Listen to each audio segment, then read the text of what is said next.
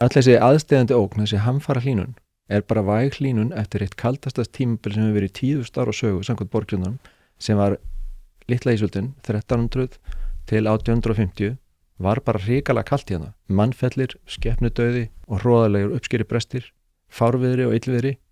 Þessu tímabili lauk sem betur fer. Og við lifum núna á hlýnandi skeiði sem eðlilega afleiðing. Þá segir mér, nei, þessi hlýnun all út af koltvísýringnum. Koltvísýringun valdinni og maðurinn hefur aukið koltvísýringu í loftinu. Og ég fyrir að skoða það. Er það satt, hugsa ég? Eða þetta bara náttúruleg sveifla?